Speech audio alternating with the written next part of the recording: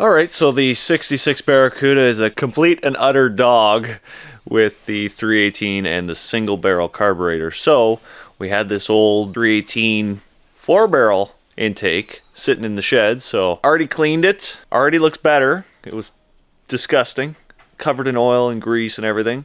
Now it's in the sandblaster and we're going to take a little peek at it in the process. Alright, so as you can see, it's got a good layer of rust on her. This portion was already cleaned with a wire brush, and then over there is the section that's sandblasted. So we're going to sandblast the rest of the intake and get it all nicey nice painted, so that when we find a 4-barrel carburetor that's spread bore like that, it's ready to go on, and hopefully the old 318 makes some power and actually moves. Alright, that's all sandblasted. It's not perfect in terms of getting all into the little crevices, just because this thing weighs probably 60 pounds and it's a little hard to maneuver inside the sandblaster. But it's all cleaned up. We'll hit the little odds and ends with the wire wheel and get her painted. Alright, so the Barracuda's getting some fresh glass, new weather stripping.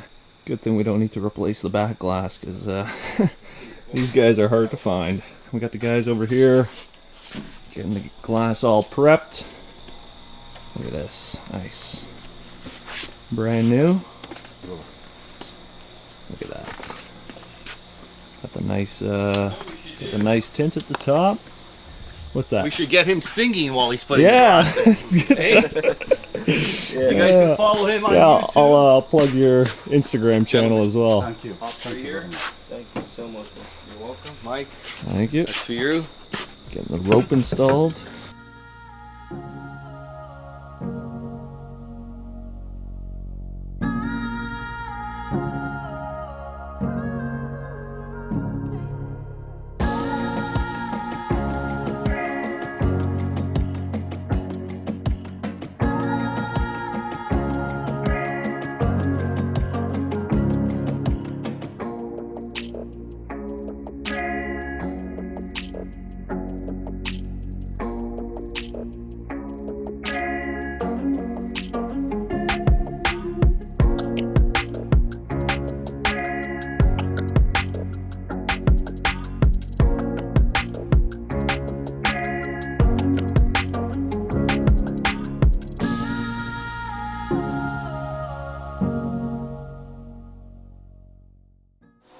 Alright, so we pulled the 66 Barracuda out and we are getting it ready as we have sold the car to a new owner.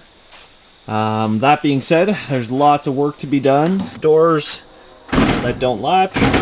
We got some used door panels for the car as well. The door latches, because there's no door latch, in order to open the door from the inside. Back here we have all the parts that we bought. Some extra parts there, but we got the trunk sitting over here, so that's the trunk lid. So we got the hinges for that, so that'll all go on along with these little trim pieces that go on the hinges. We gotta do the 318 2 to 4 barrel intake swap. There it is. We already cleaned up and painted that intake. Started the rebuild, so we're going to finish that off. And just some other little things. The hood has no springs on it right now, or no rods, so we got to put those rods on. Windshield just got installed today. We still got to put the lock trim that goes in here in order for the windshield to be locked in. Right now it's actually still loose. It's still floating a little bit, but that's brand new, which is really nice. Nothing like a classic car with a brand new windshield, nice and clear. Just little stuff like that to make it more roadworthy. Alright, so we got the trunk on and latched, so that's not going anywhere. Still got to put the chromies on. That door was fine. Got the other door working. Now we're just working on the good old Mopar torsion bar hood props, or hood springs, whatever you want to call them. And they're a little bit of a nightmare in terms of getting them actually in the car. You can see there's a 90-degree bend. It's gonna guillotine your fingers there. On this one here. And that shoots all the way across over there and up onto that rod.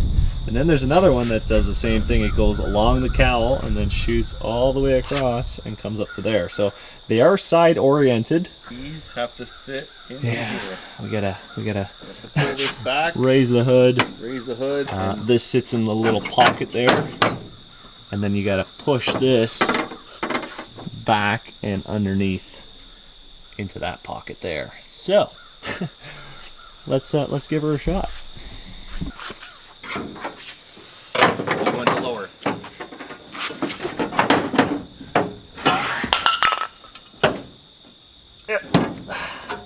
So it's got to go out, right? Yeah. There. It's gotta sit over that edge. Yeah. Okay. Round 2.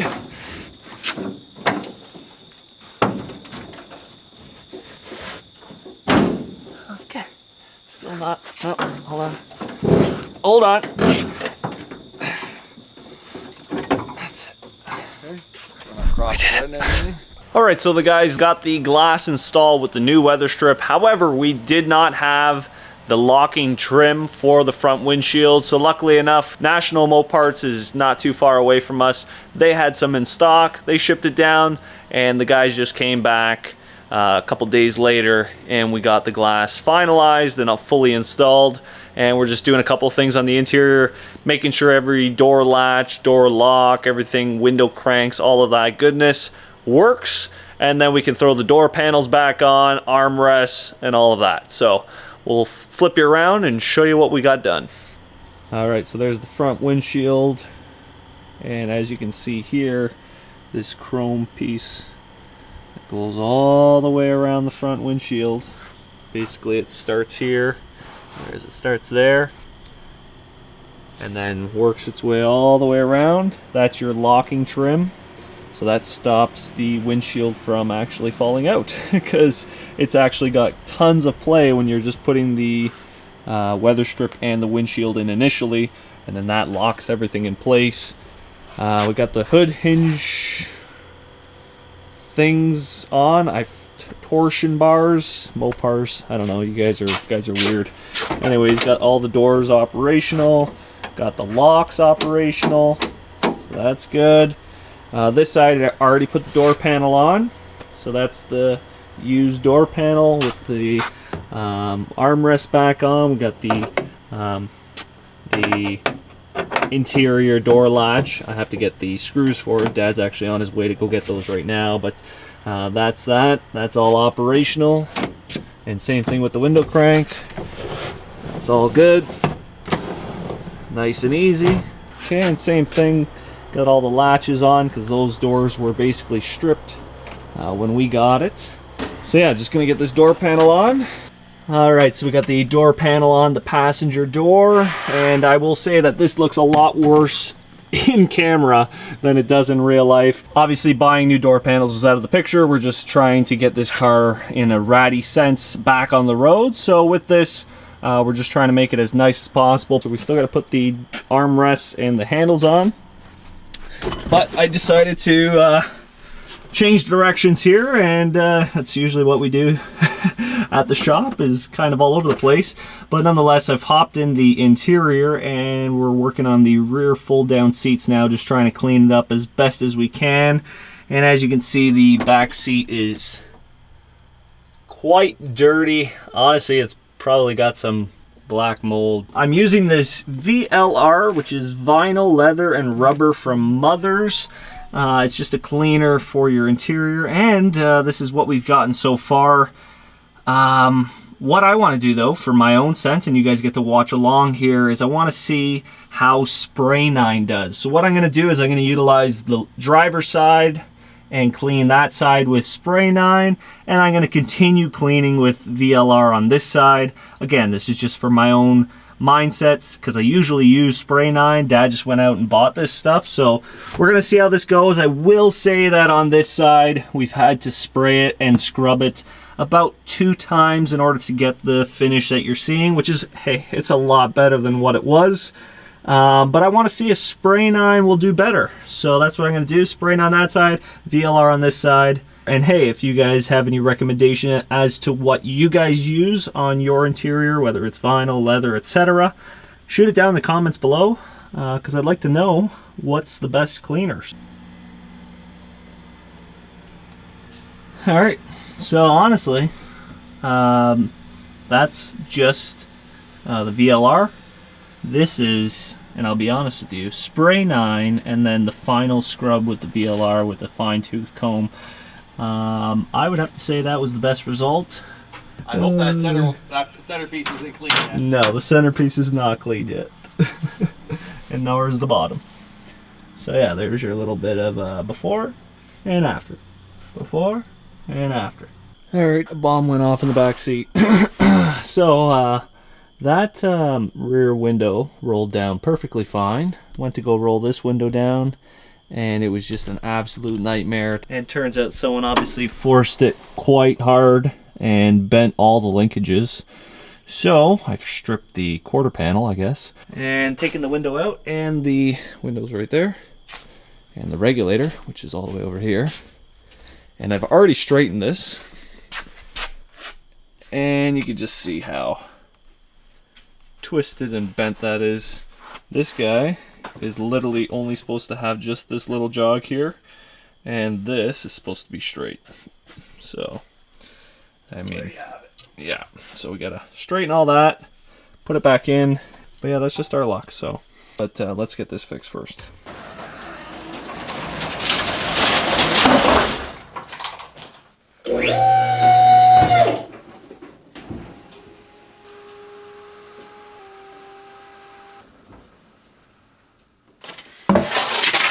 Splashing everywhere.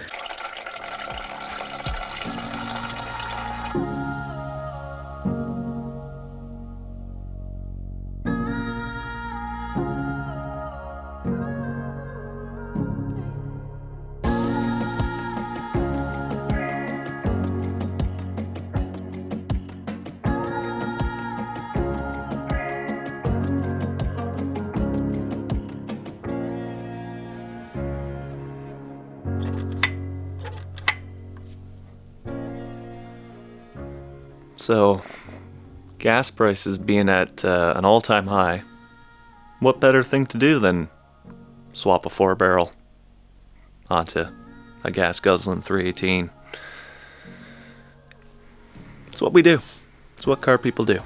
And as I sit here with a sore back, I'm pondering how heavy this cast iron intake is. And to be honest, I'm not looking forward to lifting it off. At least it's not an FE intake. Those probably weigh a solid 150 pounds. Alright, let's see if we can just break it loose. Alright, now the fun. Will I be able to get it off without pulling the distributor? Yep, oh, 55 pounds. How's she look? Not bad at all. Alright, so got the intake off, and you know what? It looks surprisingly clean. No Comet rehash here. Lifter valley's nice and clean. The only thing that's got a little buildup is on the push rods themselves. The cam lifters all look good. There's the intake there. We're gonna get this intake, take the carb off so there's less weight. Grab that intake. We got the fresh gaskets right here. Just basically plop that on. Alright, so we're all done with the intake swap. Got the carb on. Made the fuel line, which runs basically down here along the back side of the alternator and down to the fuel pump. Put the new flex line with the fuel filter in place. That's all tightened down. Had to do a little fandangling with the return spring for the for the carb, and we also had to change out the throttle cable going to the pedal, so that all works now. Made this block off plate, I believe it was for the EGR.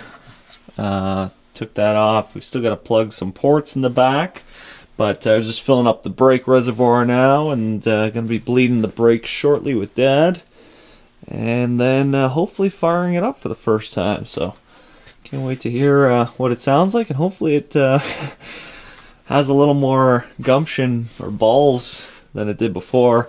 Everything for the coolant system's hooked back up.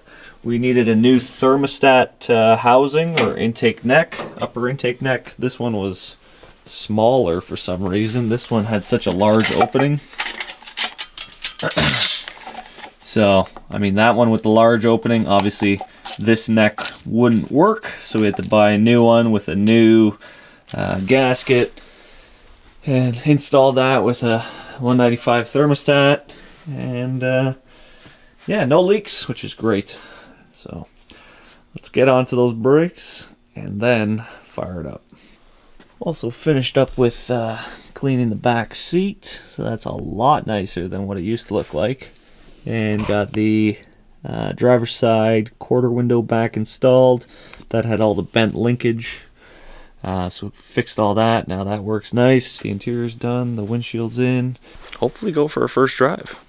Alright, I don't know what it is with batteries around here, but it seems like every time we go to hook up a battery or hook up a car, it's dead, and they don't want to charge. So Dad's running into town.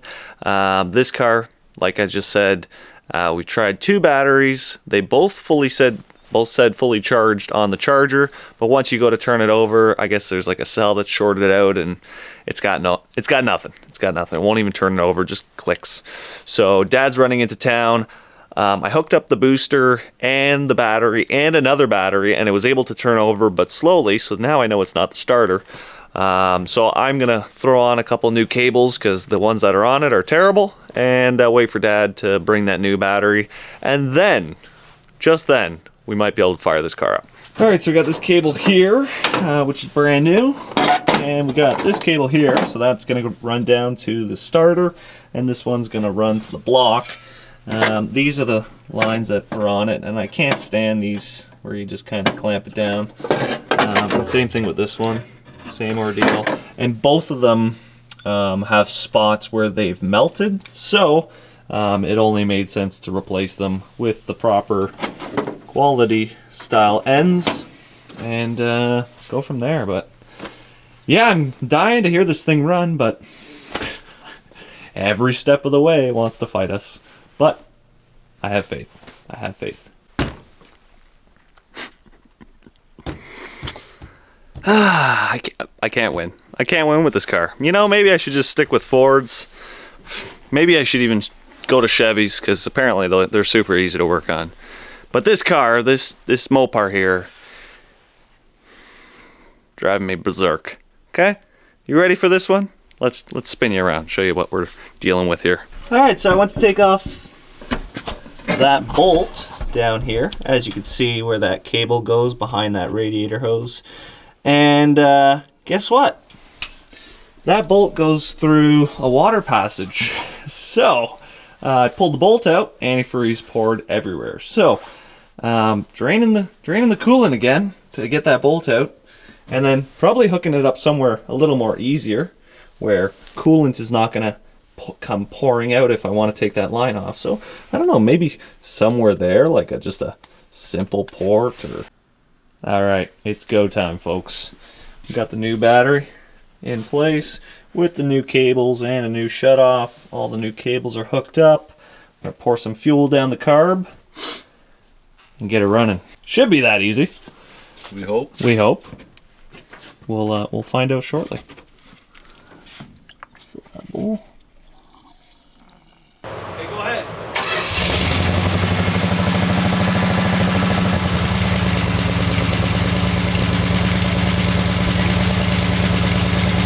We're gonna take it for its first drive and see how it does.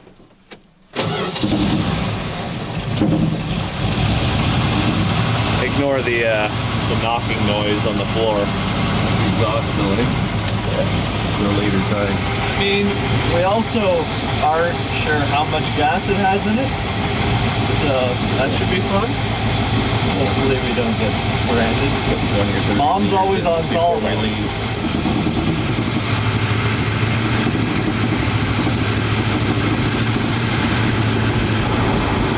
So far so good.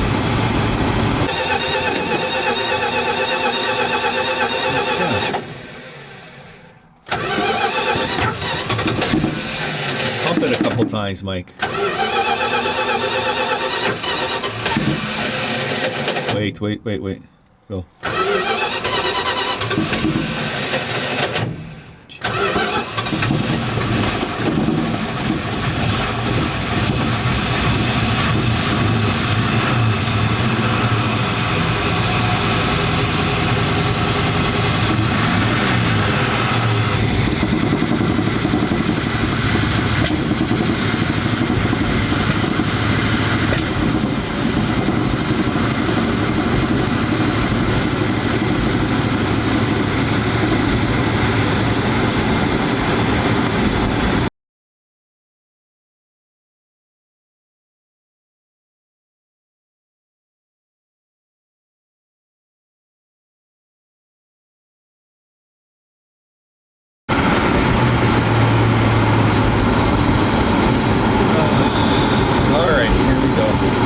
Here we go. Round two. Couple little tweaks. Round 2. Checking all the timing. Spark plug wires on. We had a loose one on. One we think might be in the wrong spot. Be higher. Pick up, yeah. You see, it's more docile now, right? What's that? You can just hear it at a low RPM. It's going good.